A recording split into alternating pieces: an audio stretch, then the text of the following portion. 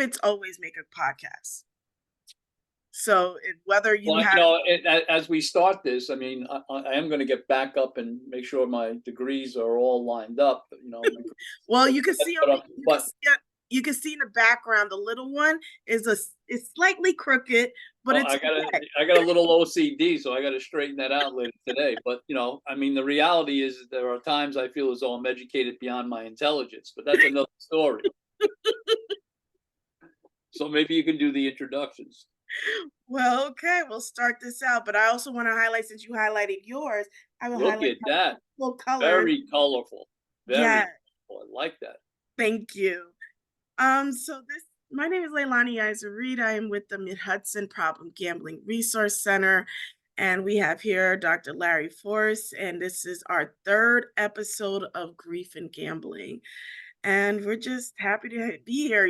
This is casual conversations that we continue to have around gambling, and around how grief plays a part, in the many ways that grief plays a part in each and every one of our lives. It's oft a topic that's not often talked about because people don't want to think about sadness, but it's a necessary, I don't want to say necessary evil, but a necessary entity that we have to just deal with. So why not deal with it through conversation And and deal with it straight on. I mean, the straight on, tagline that we have for this conversation is informal but informative. informal but important. And I think that's what really drives this chemistry here. Yeah. You're talking about grief and loss. I mean, look at where we are. We're coming up to the holidays. Ooh, So here come the holidays. Time for celebration. Time for looking across the table at people. You're like, and time. but Time. Go you ahead. know that I realized that I was looking it up. I was like, there is a lot of death that happens during the holidays. So the anniversaries of people and their passing, that you, like you say, sitting at the table, and one year they could be there and the next year that they're not, and that type of grief and how does it play a part on our mental health is beyond. And, Um, and also, it's also one of the tools and resources are the rituals. That, and I have my students do this 3-generational genogram. So they Mhm, look at themselves, their parents, their grandparents, aunts and uncles. mhm, And I say all families have currency, all family has stuff. mhm. Then they have to highlight like 5 indicators. But I tell them, if all you hand in are things that are wrong with your family, Mhm. I'm not even going to grade it. I'm going to return it because every family has strengths as well. Right. But every family has traditions.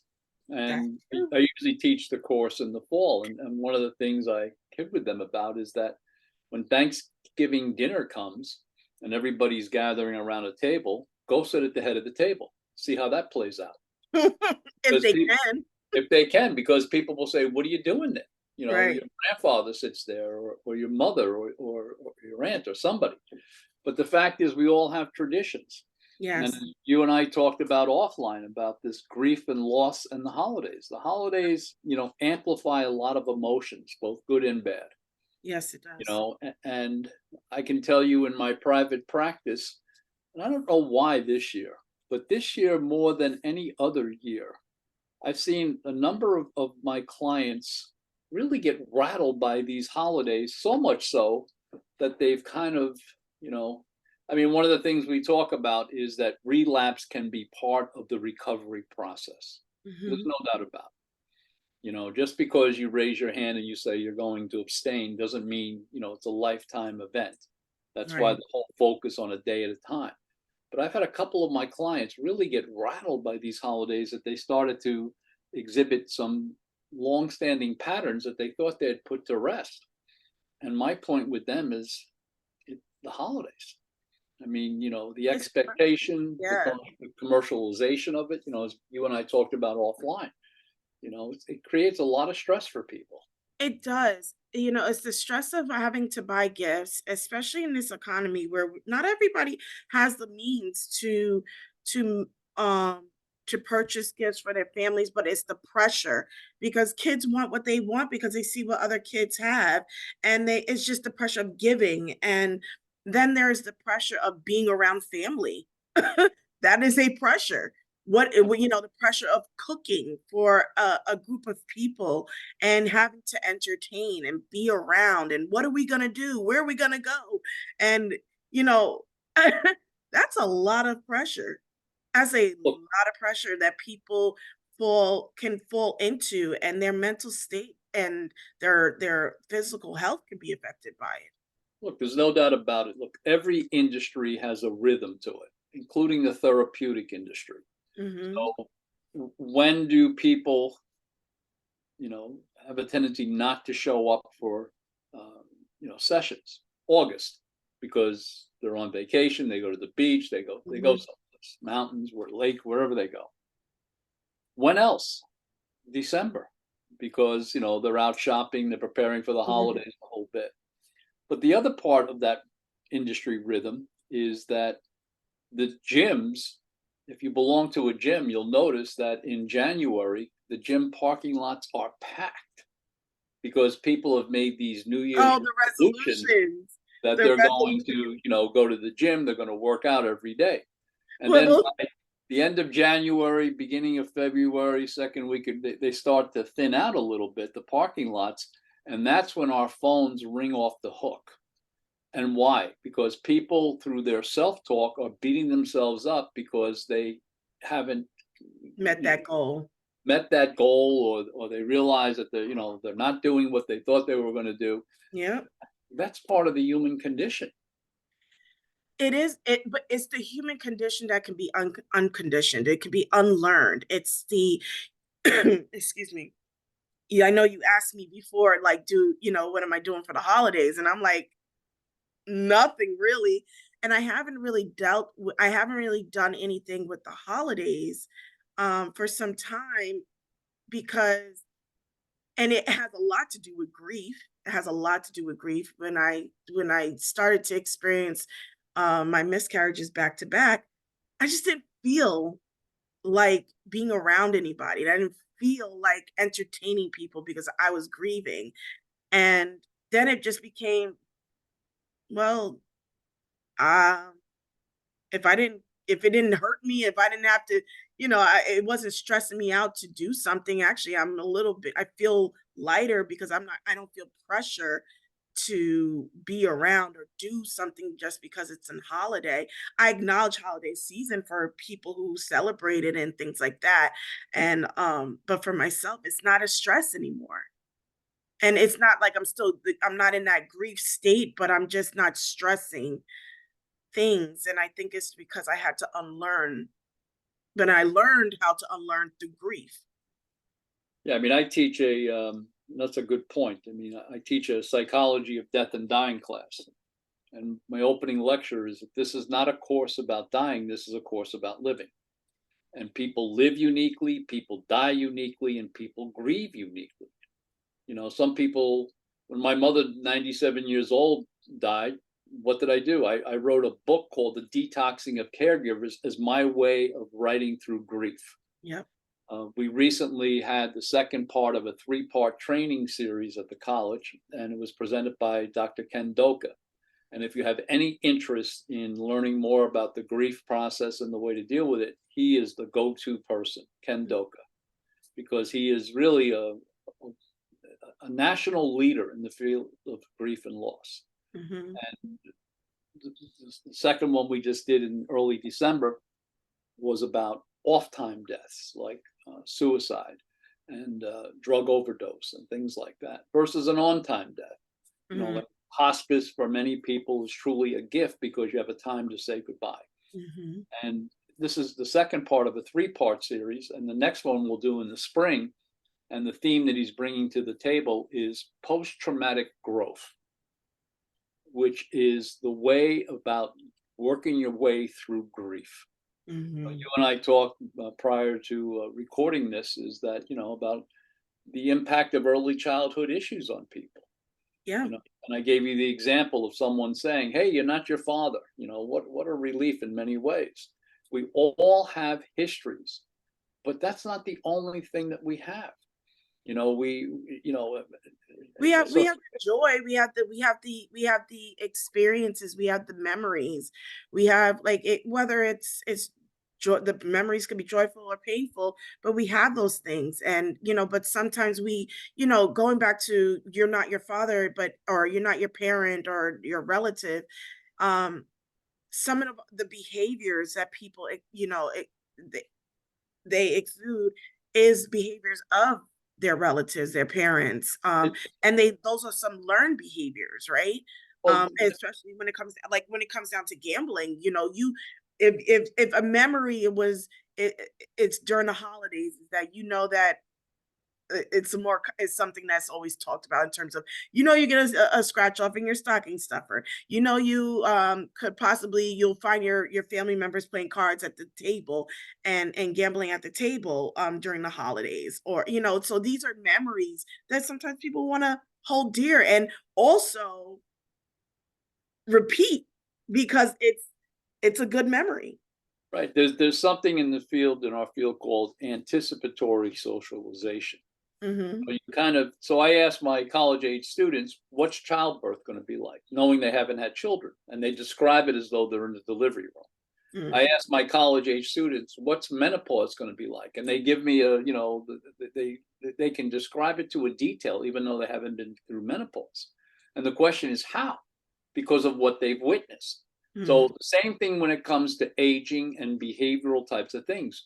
You have a tendency to exhibit things that you have witnessed across life. So if you have an aunt or an uncle that's 90 that's canoeing, your concept of aging is different than if you have an aunt or an uncle that at the age of 40 has COPD, is in a hospital. Your concept of aging is dictated by what you've witnessed. And the Right. same thing with this type of behavior that we're talking about the grief and the loss and the gambling behavior.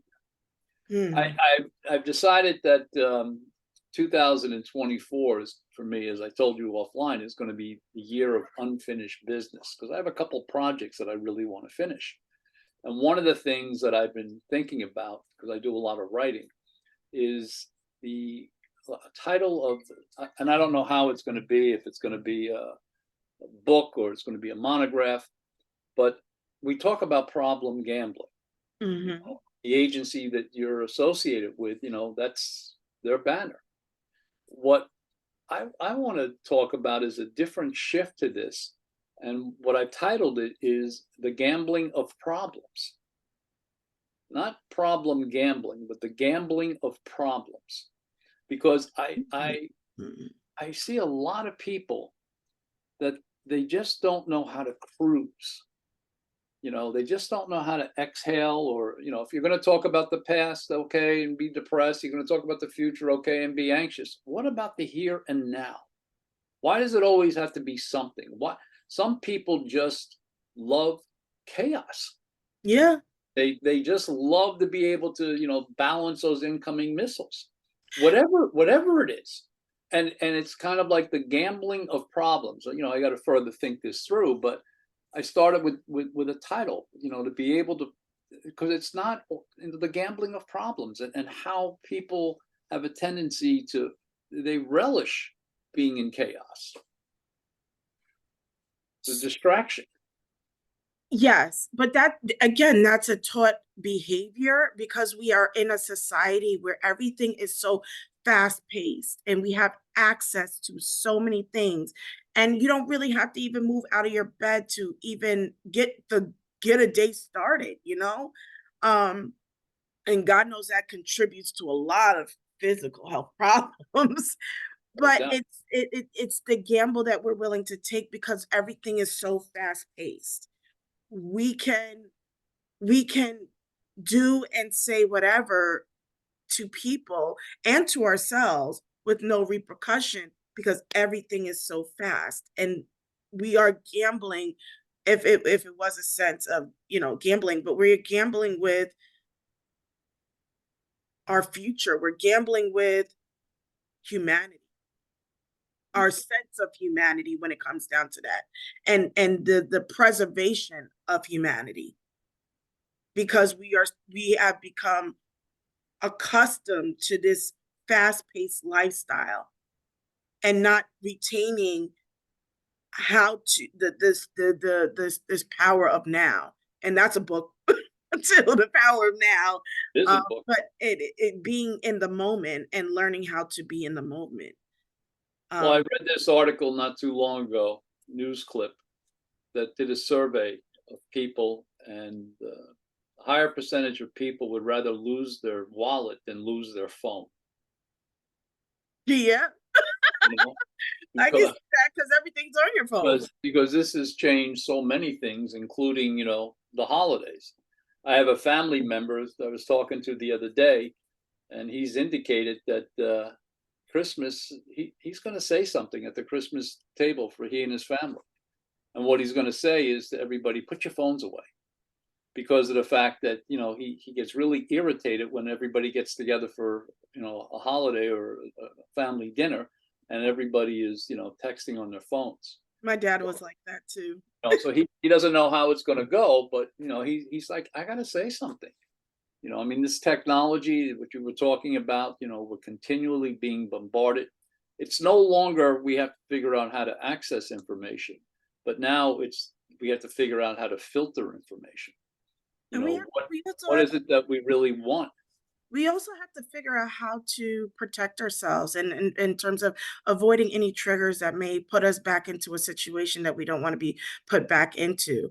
Again, I go back to myself in terms of how I said, like, yeah, I was in a grieving state, but in that state, I learned how to protect myself and not put myself in situations where I'm putting me first and I'm happy, and I think if anything, the people around me are a little bit better off for it than me being upset and spreading or giving off energy that doesn't um that is not helpful and when it's people are in holiday cheer. So let's talk about like some of the things that people could do to avoid you know any type of gambling harms during the holidays. I think in light of that question, I mean, I think the reality is that having an understanding that not all currency is green. Hmm. And this idea of what you just said, some people say that sounds very selfish because you're taking care. Look, the gift that really matters is the person being able to take care of themselves first. That's Hmm. not selfish. That's preservation. Yeah. The example that is always used, you're on an airline, the oxygen mask. Yep. The first thing they do is tell you put it on yourself first. Yep. And now you're coming into this arena. There's going to be a lot of incoming noise and people and stuff like that, and I think you have to get back to what's really important to you. The power, you talked about the power of now, the power of the moment. I mean, there's breathing techniques. One of your biggest friends today is YouTube, Mhm. because of the fact that YouTube will teach you how to do everything from working on a faucet to how to use, visualization and breathing techniques to calm down. Yeah. It really is, I work with people that they have a thought, and the next thing you know, they manifest it. And in using a mindful approach or using some type of visualization and breathing approach, when that thought comes up, if you can use those things, it has a tendency to dilute that thought. It has the ability to, you know, redirect that thought. It does, just because you have a thought doesn't, you want to have a drink, you want to go gamble, doesn't mean that you have to then move it into a manifestation, into reality. You It's can just look. taking a beat. It's taking a beat. It's like taking a breath, I, taking a I, beat and no, thinking I about love the taking a beat, because people go to the gym in order to become, physically fit or stronger body wise. There are strategies, tools, and resources that can be used in order to figure out and develop an approach to manage your thoughts. it. Mhm. I always use the example, if I'm working with a former athlete, somebody that was athletic in high school or college, and now they're wrestling with something, like an addictive pattern, like a gambling pattern or something like that. I bring them back to, tell me what it was like and how you felt the first day you walked onto the basketball court versus how you play basketball now. And how you play basketball now is different because you practice. So this idea of managing thoughts requires a practice component as well. Yeah. Doesn't mean just because you decide you're going to manage that thought and you close your eyes that everything's going to be quiet. In fact, it's just the opposite. That's when, in the meditation world and mindful world, they talk about monkey brain, where your thoughts are Scattered. all over the place, They're scattered. scattered. And the idea is being able to, just stay in the moment. You don't, just because you have a thought doesn't mean you have to execute it. Right. You know, I would also just like that we have suggestions if anybody, is paying not paying attention, but listening to us.